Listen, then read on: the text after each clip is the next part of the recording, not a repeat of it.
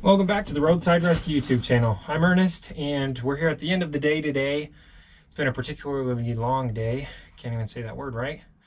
And we've got an emergency call out. So this gentleman has a vehicle that won't start. Sometimes it starts. It's not starting right now. It doesn't start most of the time. The common denominator being he only ever tries to start the car when it's cold in the morning. So I'm thinking it may be a battery issue. Well, I'm sure he tries to start it other times. That's probably the occasional when it does start. It's probably a battery problem is what I'm thinking. So we're going to head across town and take a look at that. We've got test equipment. And here we go. All right, and before we head over there, we're going to do a tool giveaway in this video. We're looking at a super capacitor jump pack for your car. It'll take it's a super capacitor. You don't have to charge it. It will take power from the battery that's already dead. It'll slowly charge up, and then it'll collect that power, concentrate it, and give you one big burst of power so you can start off your car. It's a nice jump pack to have in case of an emergency, one you don't have to worry about keeping charged up. We'll take a look at it when we get over there. We're going to use it to start the car in this video today. Here we go. Right, here's a look at the AutoWit Super Capacitor 2 jump box. This is what we'll be using to start the car when we get over there. Super nice tool.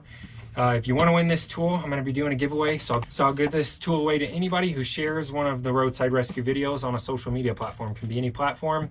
And leave a comment down below letting me know that you did that. I'll verify with the winner that they shared the video. So make sure you do that. And yeah, leave a comment down below so that I know who to pick. That'll be who I pick. And then I'll make sure that you shared a video on a social media platform. It could be any video. This is the tool we're giving away. Super nice tool. I've been saving this one up. I'm excited to do the review and giveaway on this, and let's head over there and get this car started. Oh, all right, we just got here, and this is ridiculous. We got what they called brown snow the other day, and apparently it had a ton of dust from these windstorms up north, and it just dropped dust all over everything. I mean, it's all over my windshields. The snowstorm last week just dropped this dust on everything, so pretty gross, but I'm not going to have to touch the outside of the car. Thought that might just be interesting to some of y'all. We'll pop the hood and do some tests here. All right, so here we are. It is just clicking. So it sounds like it's a battery problem. What I'm gonna do is a system test on the charging system. We have to get it running to do that. But before I get it running and possibly lose the chance of it not starting again, what I'm gonna do is a test on this battery, and I'm gonna do that. It looks like there's quite a bit of oxidation around the lead terminals here. They're pretty dark. What I'm gonna do is take my battery tester and I'm gonna clamp it past these terminals. I'm gonna make sure they don't touch the terminals of this battery. I'm gonna clamp one here and one here, and we're gonna test and see if that battery passes a battery test, you know, back here where it's not touching the terminals. If it fails, I'm going to take it off, and then I'm going to test the battery on just the terminals. That way we know if we've got a bad connection through these terminals here. If that makes sense, I'll show you what it looks like here in just a second. Okay, here we go. We'll clamp on back here. And you can see how those connectors are not touching the terminals. That will tell us if the connection between the terminals and the post, sorry, they're not touching the post. That'll tell us if the connection between the post and the terminals is bad. I'm guessing it is, since this battery's for only about a year old. See how many cold cranking amps we have here? 590.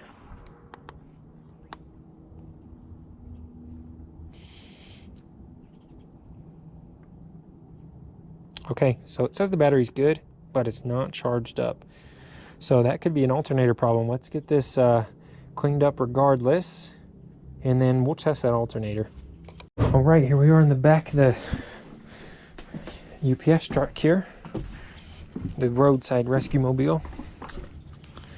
And I assumed, looking at that, I assumed it was a 10mm, but maybe wrong. You know what, I'm gonna replace both these terminals are just pretty junked up. That is a 10mm, but it's just not the sort of connection you'd hope for. And here's a tip of the day. When you get a new battery terminal, I've seen so many times where somebody's put the bolt in the wrong way. These terminals, these lead terminals, have a stop. On one side, you can see that stop right there, and they don't have it on this side. So this bolt is squared, and this square end needs to go up against that stop so that when you're turning it, it doesn't spin all the way around like they will on this side. All right, now there's no like oxidation buildup, that blue stuff you see around the batteries here. I'm not going to spray it off with any sort of acid eater. What I am going to do is use this battery cleaning tool, which has like a blade in it, and it'll just scrape a nice clean layer off of that terminal, off that post there.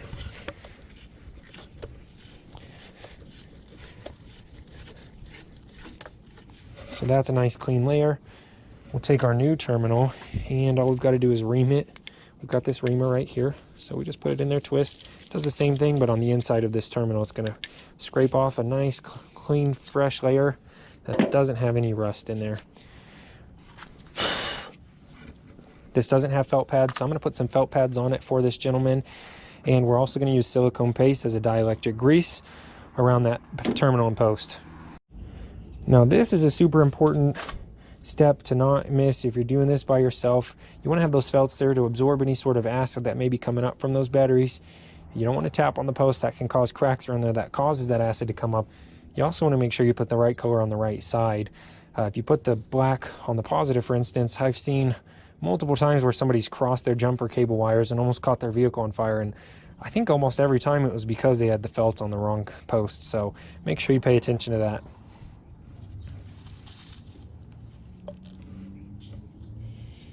There we go, we got our silicone on there.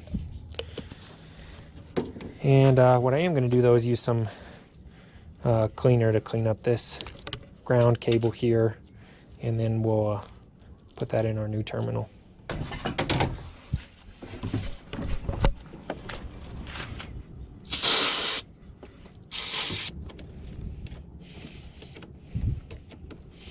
Now I like to put my terminal on while I'm tightening down the strap here. Helps keep that terminal from spinning and hurting your fingers if you're just trying to hold on to it. So this kind of gives it something to spin against. Then we'll take this one back off as we're going to reconnect the negative last. And one of the biggest mistakes I see people make is over tightening terminals.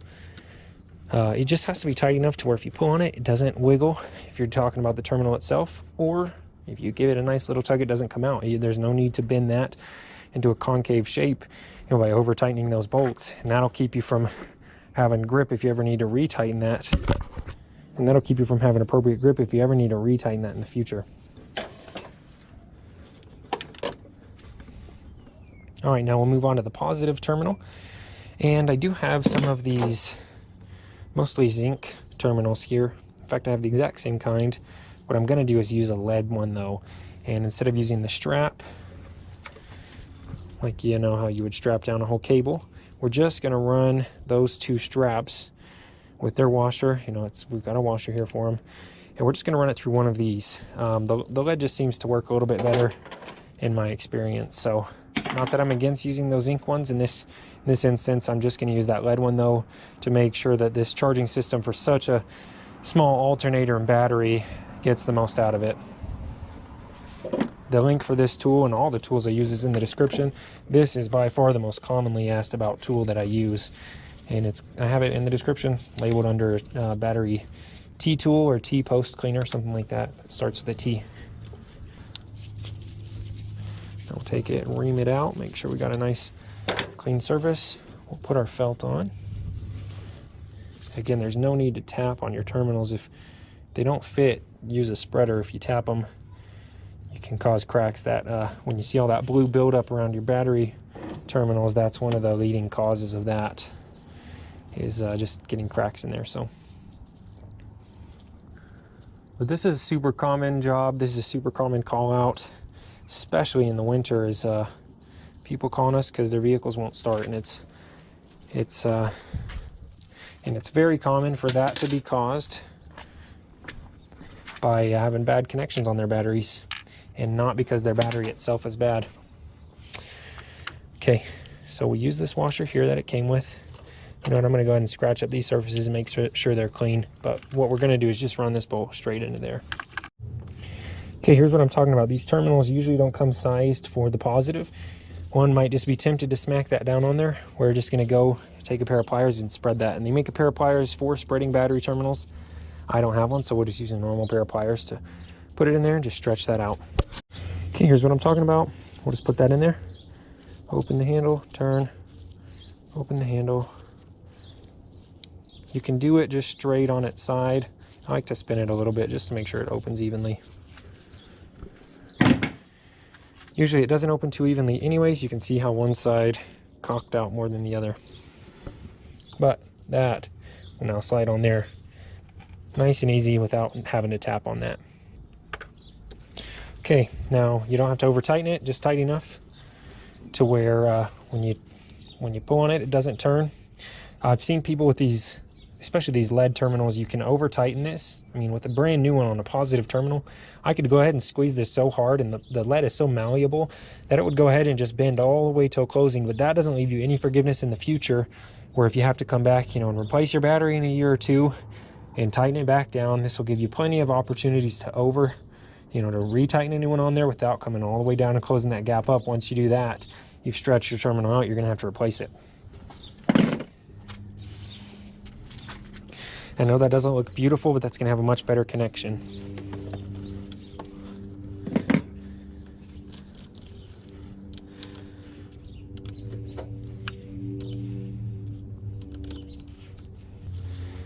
Okay, same thing there. Again, you don't want to over tighten it. That'll give yourself some room to breathe in the future. And we're going to go ahead and get this started up. We'll put that super capacitor on there, and then we'll test the alternator once we get this running. All right, so here's how this jump starter works. This is a super capacitor, puts out 15.5 volts at 800 amps. It's got a nice temperature working range. Here's what happens. If your battery's dead, if you've got 5 volts, it takes 30 minutes or less to charge this up. If your battery's got 12 volts, it'll take 3 minutes. If it's got 6 volts, it'll take 20 minutes. And so rather than wait on this battery to take 30 minutes to charge this up, I'm gonna plug this into the batteries in my truck so we can have this done in 3 minutes. But if I was on the side of the road, all I'd have to do is plug this up to your battery. You hook it up, then I jump back in my car and wait around for 20-30 minutes until it charges up, and then it'll give you all that power back at once with enough voltage here to jumpstart your vehicle. So that's what we're gonna do. However, I'm just gonna charge it up on that truck, so I'm not here for half an hour waiting on it. All right, now this isn't really a product review. They just sent this to me and, hoped that I could give one away to the supporters of my channel. So that's what I'm planning on doing. Again, share this video on any social media outlet. Leave a comment down below when you've done that, and you'll win this. You'll have the chance to win this super capacitor jump starter. Plug this in through the USB outlet so you can wait inside the car when you're doing that, or you can hook it straight up to the battery, I believe. All right, so here's a close-up of the screen when it's charging. It'll show you your voltage and your battery percentage. If you can see that, trying to get a close-up on it here. Once it's charged up, we'll put it on the black car and get going. All right, here we go. We're fully charged, and it'll let you know when it's done charging and ready to go. And if you like this tool and you don't win it in the giveaway, check out the link in the description and you can get yourself one.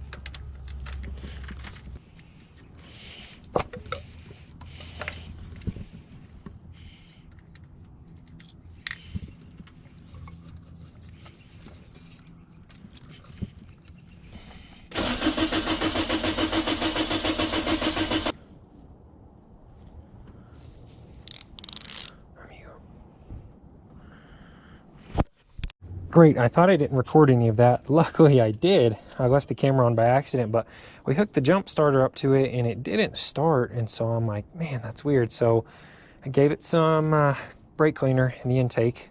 It's a good test for the fuel pump. I could hear the fuel pump come on though, but I sprayed some brake cleaner in there because what that'll do is if the engine's not getting fuel, it's like starter fluid. It'll put it in the intake and so it'll try and start. If it tries to start when you put starter fluid or brake cleaner in there, carb cleaner, whatever, it's not going to run on it. It's just going to try and start. Then you'll know it's not getting fuel because, hey, that time it tried to start, but normally it doesn't. Well, it still wouldn't start, so I thought, man, shoot, maybe we're not getting spark. Maybe we got a sensor. So I plugged in the computer, no codes. Shoot, man. Well, what's going on then? So I put in my spark tester here on cylinder number 1. It looks like we were getting spark. It didn't look like it was consistent, but normally I would be able to hold it by hand and watch. I was watching while I was trying to crank it through the gap in the hood here. And, but, it was getting some spark, so I thought, well, at least it should be trying. And so I went ahead and pulled the spark plug, and lo and behold, look at this. There's no gap in this spark plug, absolutely no gap. I don't know if all of them are like this, but this will 100% cause a no start. So this is super weird. I don't know why. The guy said he just changed his spark plugs. So that's why I wasn't even going to deal with him in the first place. I thought it was definitely a charging system issue. But this is definitely going to cause a no start. Maybe he's had this vehicle sitting around forever. That's why the battery needed recharged. It's definitely not completely dead though. So we're going to re-gap these spark plugs as best as I can. I'm at least just going to put an appropriate gap on them to get the car running, you know, started. And then, you know, he's got to get new spark plugs regardless. So this is a new spark plug for sure, but I'm just going to gap these as best I can. I've got a couple feeler gauges, and we'll get this vehicle at least running. But I don't know how this thing starts occasionally. I don't know what the deal is with that. But I've mentioned it before in some of my videos. That can happen if you buy cheap spark plugs that don't have protectors on them in the packaging, or if you drop your spark plug when you take it out of the packaging. You always want to be real careful when you take your spark plugs out of the box, and that's why. I'm not sure how this happened though, and I do know he said one of them wouldn't really come out, so I hope he did not cross thread one of his spark plugs, so we'll find out.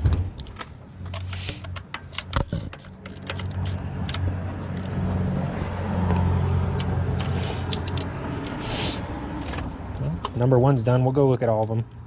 Yeah, it really caught me off guard though when I went to start this and it wouldn't start. I thought, shoot, man, there goes that video. Well, I knew I could get it running or get it figured out. I was going to do a compression test after this, but when I pulled that spark plug and did the visual inspection, there was your problem.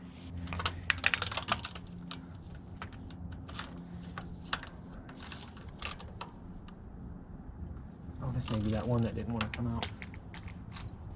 Oh, shoot. That's probably cross-threaded. I'm not going to fool with that right now. It's got an aluminum head. That can strip those threads right out of there. So we'll assume that's the one that he said he couldn't get out, and we'll assume that it at least has appropriate gap on that spark plug because it hasn't been changed by him. Not that he himself is a bad mechanic. I don't know. We're here to fix it though. Not make more problems, so I'm not going to fool around with that too much. Well, this has turned into an interesting video. Let's see here what this one looks like. I'm excited to see it. Not quite out yet. All right, here we go. Come on.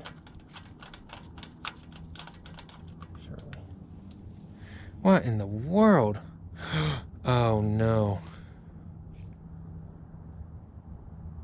Oh no, I know what might be wrong. In fact, I know exactly what might be wrong. These are not the right spark plugs. Shoot. I think these are interfering with the pistons. There's no way he dropped all of these. And for this size engine, for the spark plug to be that long, this is like, you know, V8 stuff. You know, I could be wrong. I've seen Nissan Jukes, for example, and some Volkswagens that have really long spark plugs, but I doubt this has spark plugs this long. These are probably not the right spark plugs. I've seen most commonly this problem run into when people buy their parts online. When you buy them in the parts store, their computers seem to have a good system of not giving you the wrong part, probably because they're liable, but online, it's your job to verify you're getting the right part.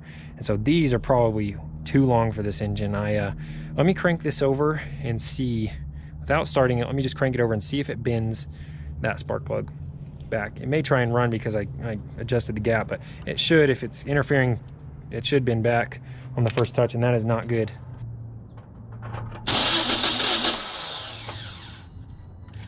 Okay, here's a surefire test to see if these spark plugs are interfering, but I can almost guarantee you they are at this point. Find my 10mm socket. Wow, this is interesting. This is the first time I've ever ran into this problem personally.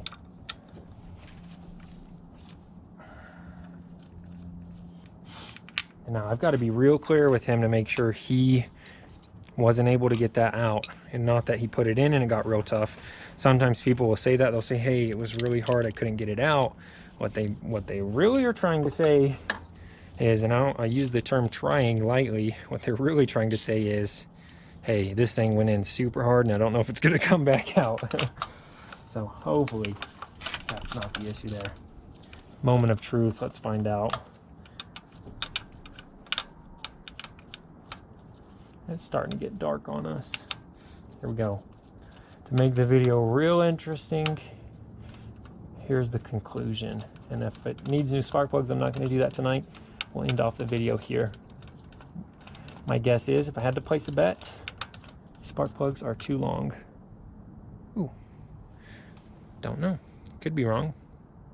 Because that one still has its gap, so I don't know. We'll put them back in. We'll gap this other one then. You know what? Let me pull up the appropriate spark plug online here, and I will look at approximate length. You know, I'm not going to count the threads or anything, but if it, you know, some spark plugs are that long, usually in small engines like this. So if it looks like that's how it's supposed to be, then I'm going to say he needs new spark plugs. But maybe he just smashed the gap on all of them. Maybe he thought that looked wrong. So I'll be right back and I'll tell you the consensus. Well, it looks like these may be right. I'm going to see if I can get it running. The only other thing initially that led me to believe maybe these are the right spark plugs in the first place, when I got the idea, was the fact that I couldn't actually see any marks on the top of here. And you know what I'm going to do? Now that I say that, talking about marks, I'm going to grab my inspection camera and stick it down here and see if there's any marks on that piston. All right, this is the day for battery corrosion. I had to change the batteries in here, and one of these batteries was real corroded. Look at that Duralast representing AutoZone. You want to sponsor me? You know what you got to do. Okay, here we go. We'll take a look down here, see if you can see what I see. We'll look at the thread length. We'll look at the thread length in here as well while we go down. And what we're looking for is marks on the top of the piston where it may have obviously collided with that spark plug. Is that a mark? All right, I'm not seeing any obvious marks on there, so interesting to say the least. But hey, we've got this spark plug gapped. Let's put it in there. This has turned into a long little diagnosis, but a good one. These are the ones I can come back with confidence and say, you know, I tested every single aspect of the problem. Except for I didn't check fuel pressure, but if it doesn't start after this, I guess we'll do that. I did hear it. I did a audio check on that fuel pump. It was humming and it sounded right. Okay, that's 2 down. 1 we're not going to touch for 3. And here we go for 4. And we're losing light fast. I got to finish up in about 10 minutes. This one's tough too. I don't know what I'm going to do. And I'll be amazed if that gap looks the same on this. It's got to be user error.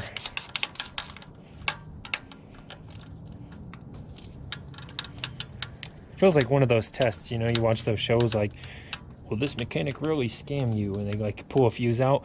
First off, I'm like, man, I don't know if I'd ever notice a missing fuse, you know what I mean? Like my car won't start, they're trying to catch a scam. They pull a fuse out, like, shoot, man. Yeah, no gap on this one either. Like, I don't know, man. I don't know if I'd catch a completely missing fuse, a busted one, yeah, but it feels like one of those things, like, what's he gonna charge us for, you know, putting no gap in our spark plugs? Well, I don't know, man.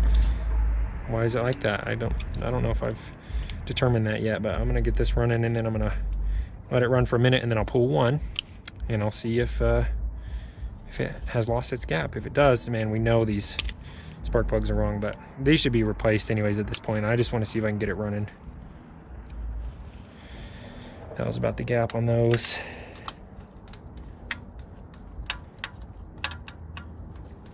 Or maybe he said it was running rough, I think, before we replaced the spark plugs. This is all speculation, but it just, I don't know, I can't stop talking. Maybe he pulled the spark plugs out when it was running rough. He saw that they had no gap and thought, is that what they're supposed to look like? Because these ones don't. Maybe then he took the gap out of them because that's how the old ones were. I don't know. This guy, though, I know him, has a tendency of buying cheap cars and trying to resell them, which there's not a much market in that. I'll make a video on it one day. Maybe that's what he did with this one. So maybe he got himself a good deal for a bad running car just because he needed a new pair of spark plugs. better of a deal if he would have done it himself, but some things you need a professional to find.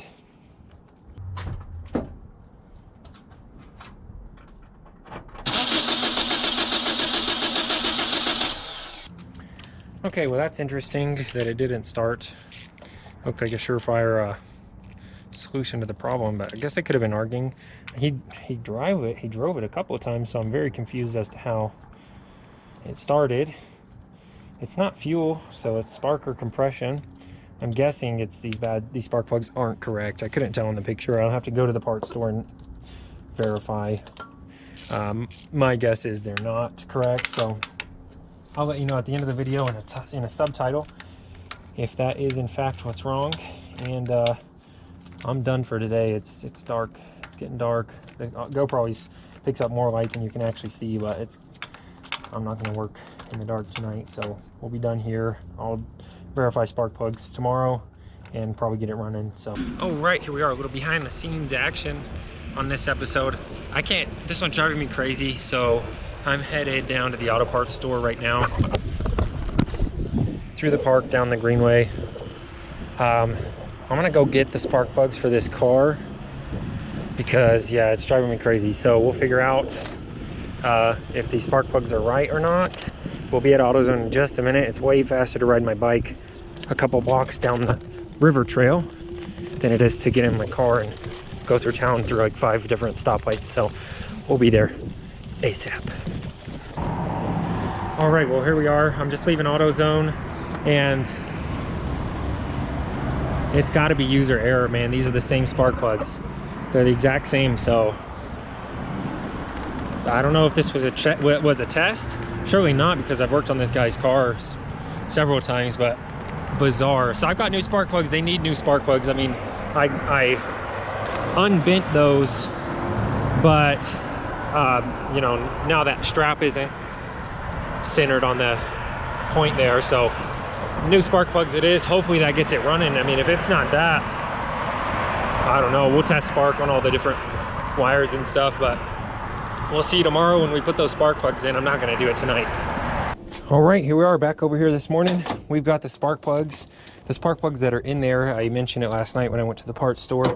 Those are the correct ones, so they're just really long, but I'm just baffled by why those are smashed flat with no gap. So we're gonna go ahead, just pop these out. We're gonna put new spark plugs in. I got more information from the gentleman, and apparently it was running fine before he replaced the spark plugs.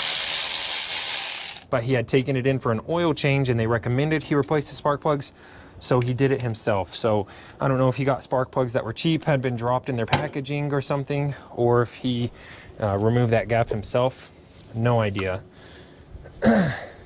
It's very bizarre, but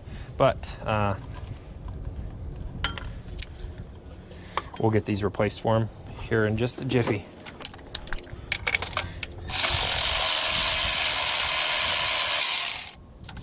Okay.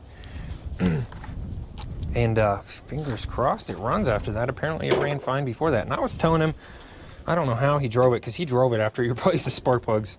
I was telling him I have no idea how he was able to drive it.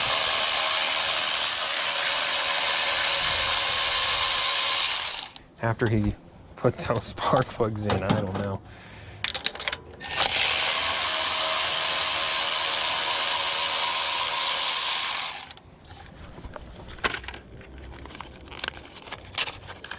So this is what I'm talking about. When you get spark plugs, these are double platinums or just platinums.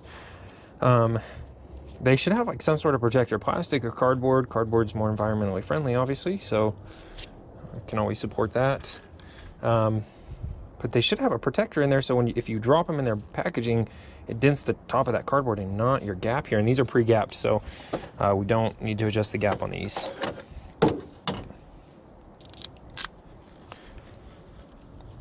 Make sure we start them by hand so we don't cross-thread them. This isn't an impact driver, so don't worry about me putting these down with that. And I'll finish them off by hand regardless. So we get it down and crush that crush washer. You can use a torque wrench if you're not comfortable with that. And there's 1, 2 more because this one is stuck. He couldn't get it out. I put more pressure than I was comfortable with on it yesterday to see if it would come out, and it didn't, so I don't want to fool around with that. There's a trick to getting seized spark plugs out of there. Penetrating fluid, get it really hot and put an impact gun on it. That's the best chances of doing it without stripping the threads, but like you might need that on like a 5.4 Triton, Ford Triton that have spark plug problems, but it was running fine before. I'm not gonna worry about the one in that head unless it develops a misfire or something. Then we'll worry about maybe ripping the threads out, putting a coil, helicoil in it or something, but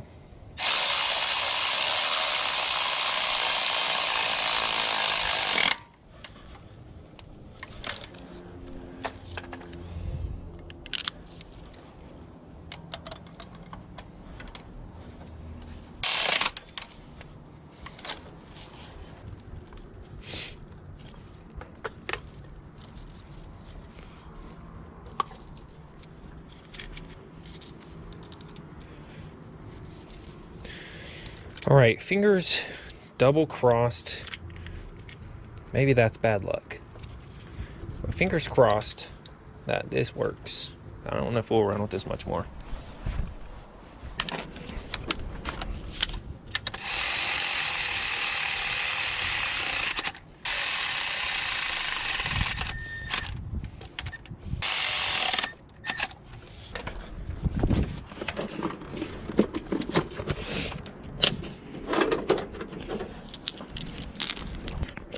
Okay, first attempt, listening for that fuel pump.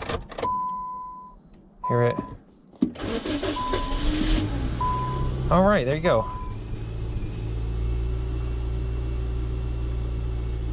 That's it, that's all that was. That's so bizarre, man. That is like the most, that's probably the most baffling thing I've seen in quite a while working on cars. But you know, it is what it is. So thanks for watching. This is Roadside Rescue YouTube channel. This is a job well done. I'm Ernest. We'll see you on the next episode.